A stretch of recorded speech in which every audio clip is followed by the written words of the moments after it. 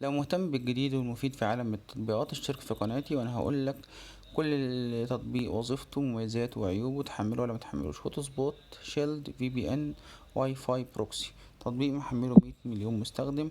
عشان الفي بي ان وظيفته ان انت لو جيت تفتح اي خبر فبيقولك الخبر ده غير متاح، او مش بيقولك غير متاح، بيقولك تأكد من اتصالك بالانترنت، مبيقولكش غير متاح. فانت محتاج تفتح في بي ان. ولو انت عايز تحمل لعبة او عايز تفتح واي فاي، او قصدي تفتح فيسبوك في الصين، فانت محتاج في بي ان لان الصين ما بتسمحش، وعاملة حظر على التطبيقات الامريكية. كمان لو انت عايز تنزل اي لعبة فانت محتاج في بي ان. لو انت قاعد في كافيه او فندق او مطعم واي فاي شبكة عامة، فانت محتاج في بي ان عشان تحمي تليفونك من الاختراق. كل ده بيحتاج في بي ان.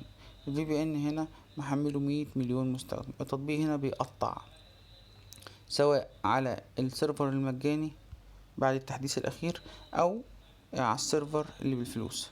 ودي طبعا من رأي التعليقات المستخدمين اللي استخدموا التطبيق سواء بالشكل المجاني أو بفلوس.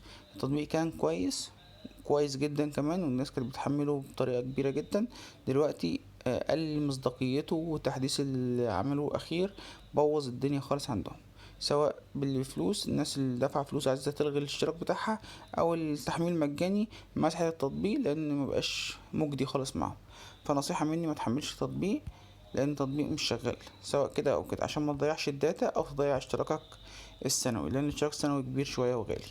لو ما كنتش عارف تطبيق قبل كده وعرفت من خلالي، شير ولايك وسبسكرايب. لينك التطبيق هسيبهولك في الديسكريبشن لو حابب تجرب بنفسك، وتكتب رأيك في التعليقات.